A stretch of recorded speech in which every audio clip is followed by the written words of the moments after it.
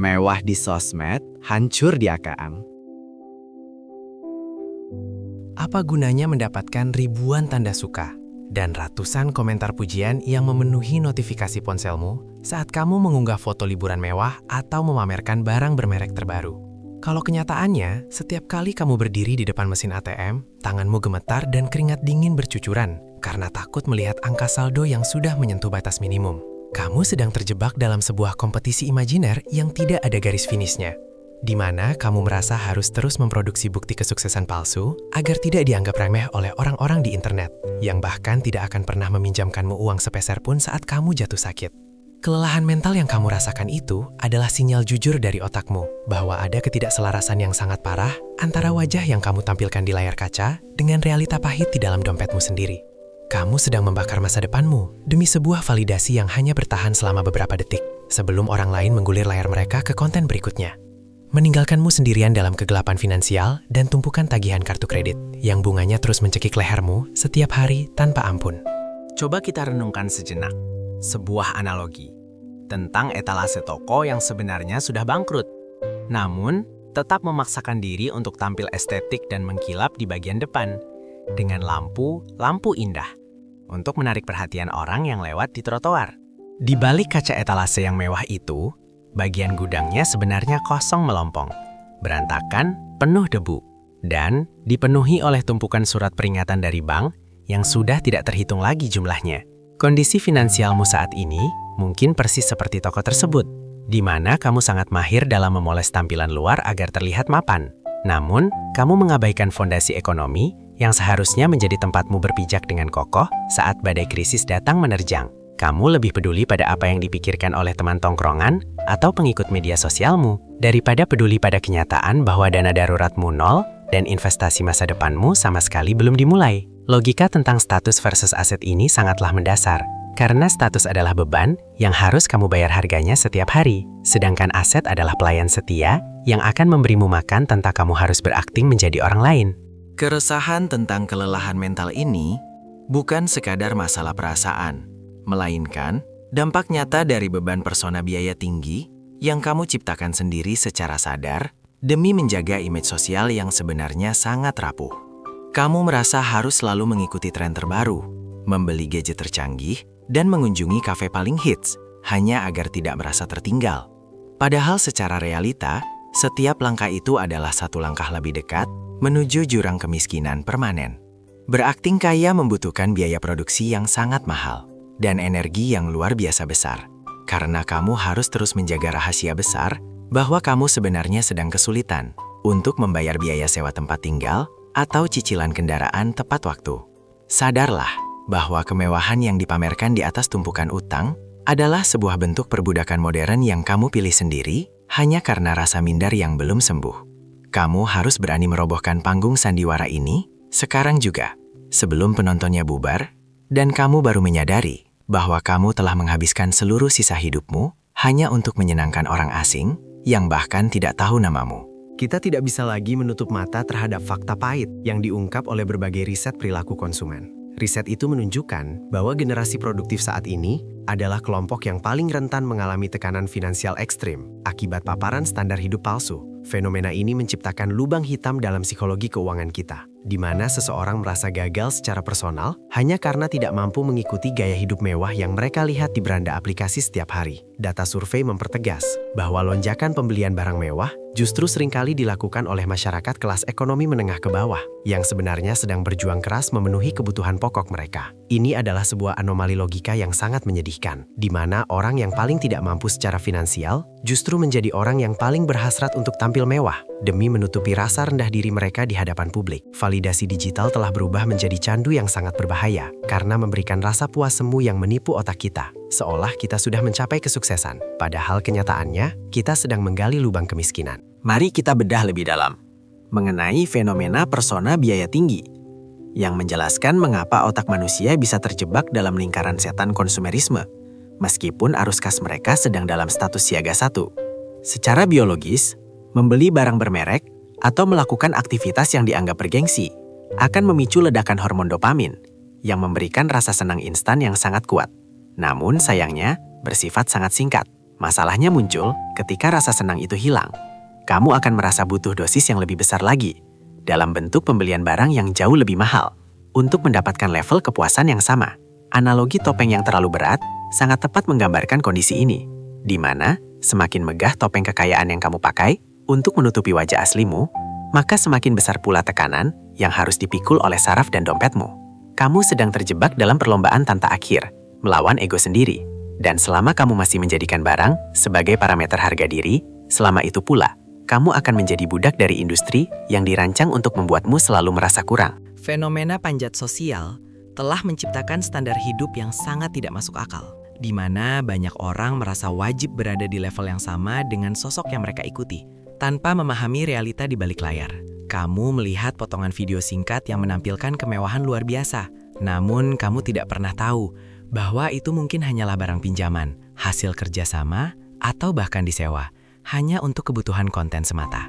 Kamu mempertaruhkan uang hasil keringatmu yang nyata untuk membeli ilusi yang mereka ciptakan. Sebuah pertukaran yang sangat tidak adil bagi masa depan finansialmu, yang seharusnya dibangun dengan kesabaran. Hidupmu adalah realita yang membutuhkan biaya makan, kesehatan, dan hari tua yang pasti. Sedangkan media sosial hanyalah etalase visual yang seringkali jauh dari kebenaran objektif yang dialami pemilik akunnya. Berhenti membandingkan bab pertama dalam kehidupan finansialmu dengan bab penutup milik orang lain, karena itu hanya akan membuatmu mengambil keputusan ekonomi yang konyol dan merusak ketenangan batin yang seharusnya menjadi aset paling berharga.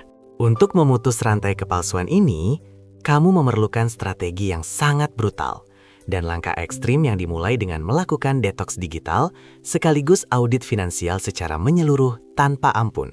Kamu harus memiliki keberanian untuk berhenti mengikuti akun-akun yang selama ini memicu hasrat belanjamu dan membuatmu merasa rendah diri. Lalu segera beralih membedah setiap angka dalam mutasi rekeningmu. Lihatlah dengan mata kepala sendiri. Berapa banyak uang yang kamu buang secara sia-sia hanya untuk membiayai konten foto atau video yang sekarang bahkan sudah tidak diingat lagi oleh siapapun di internet. Audit ini akan menjadi tamparan keras yang menyadarkanmu bahwa selama ini kamu bukan sedang berinvestasi pada kebahagiaan, melainkan sedang membuang-buang peluru ekonomi yang seharusnya bisa kamu gunakan untuk membangun benteng perlindungan. Kejujuran dalam mengakui kesalahan pengelolaan uang di masa lalu adalah satu-satunya obat yang bisa menyembuhkan penyakit gengsi kronis yang selama ini menghambat pertumbuhan kekayaanmu yang sesungguhnya, agar kamu bisa memulai lembaran baru. Ubahlah pola pikirmu dari keinginan untuk pamer menjadi keinginan untuk menyimpan dan membangun kekayaan dalam diam. Sebuah prinsip yang banyak dijalankan oleh orang kaya lama yang sesungguhnya. Mereka justru seringkali tampil sangat sederhana, karena mereka sudah merasa cukup dengan diri mereka sendiri dan lebih fokus pada pertumbuhan aset daripada memamerkan barang konsumtif. Analogi petani yang menyimpan benih sangat cocok di sini, di mana setiap rupiah yang tidak jadi kamu belanjakan untuk gaya hidup adalah benih yang kamu tanam untuk menjadi pohon uang. Jangan biarkan benihmu habis dimakan oleh nafsu belanja hari ini, karena jika benihnya habis, maka tidak akan pernah ada panen raya kemerdekaan finansial dalam hidupmu.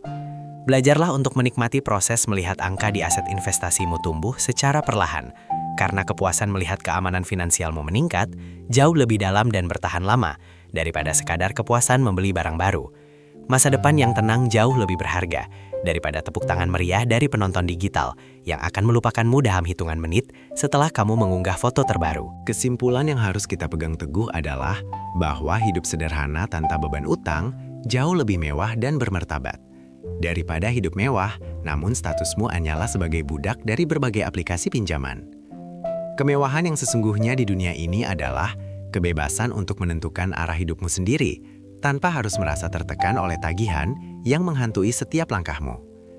Saat kamu berhasil melunasi semua utang konsumtifmu, kamu akan merasakan beban yang sangat besar terangkat dari bahumu, memberimu ruang napas baru untuk mulai merencanakan masa depan yang lebih cerah dan stabil. Kamu tidak lagi perlu bersembunyi atau merasa cemas saat melihat kurir datang atau mendengar notifikasi ponsel, karena kamu tahu bahwa semua yang kamu miliki adalah hasil kerja kerasmu sendiri yang sudah lunas sepenuhnya. Ketenangan pikiran ini adalah aset yang tidak ternilai harganya, yang tidak akan pernah bisa diberikan oleh barang bermerek apapun yang dibeli dengan cara mencicil atau berutang. Kesimpulan yang harus kamu tanamkan dalam pikiranmu adalah bahwa kemewahan yang sesungguhnya bukanlah saat kamu memakai barang bermerek paling mahal, melainkan saat kamu tidak lagi membutuhkan pengakuan dari siapapun. Ketenangan batin yang hakiki hanya akan muncul saat kamu berdiri di depan mesin ATM dan merasa sangat tenang karena tahu saldo di dalamnya sudah lebih dari cukup untuk menanggung beban hidupmu. Kamu tidak lagi diperbudak oleh pandangan orang lain, dan tidak perlu merasa cemas saat orang melihat kesederhanaanmu, karena kamu memiliki kekuatan ekonomi yang nyata di balik layar. Melepaskan topeng gengsi adalah langkah pertama menuju kekayaan sejati, di mana kamu mulai membangun masa depan yang benar-benar kokoh, jujur, dan berdaulat, tanpa ada campur tangan dari standar hidup orang lain. Kebahagiaan sejati tidak membutuhkan panggung atau sorot lampu kamera. Ia tumbuh dalam kesunyian disiplinmu mengelola uang, dan ketenanganmu dalam menyikapi segala bentuk tren yang datang silih berganti setiap waktu, tanpa pernah berhenti menggoda iman finansialmu. Disinilah kamu akan menemukan momen kejelasan tentang arti kebahagiaan substantif, di mana kedamaian pikiran ternyata tidak pernah bisa dibeli dengan tas bermerek atau foto estetika liburan yang penuh polesan. Kebahagiaan itu tumbuh dari rasa cukup dan kontrol penuh atas setiap keputusan finansial yang kamu ambil, tanpa ada tekanan dari rasa iri atau kompetisi sosial yang beracun. Kamu menyadari bahwa barang mewah hanyalah benda mati yang tidak bisa memberikan rasa aman saat krisis datang, sedangkan aset produktif adalah kawan setia yang akan menjagamu. Dengan mengutamakan isi dompet dan kualitas hidup nyata daripada sekadar estetika media sosial, kamu sedang memberikan dirimu sendiri kesempatan untuk menikmati hidup yang jauh lebih berkualitas.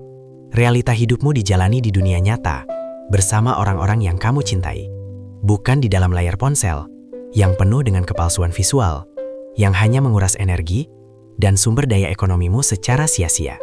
Memilih untuk menjadi nyata adalah sebuah kemewahan di tengah dunia yang semakin hari semakin terobsesi dengan kepalsuan dan pamer harta hasil utang. Sebagai pesan penutup, jadikan kejujuran pada diri sendiri sebagai fondasi utama dalam setiap keputusan belanjamu, agar kamu tidak lagi terjebak dalam siklus mewah di sosial media, namun hancur di kehidupan nyata.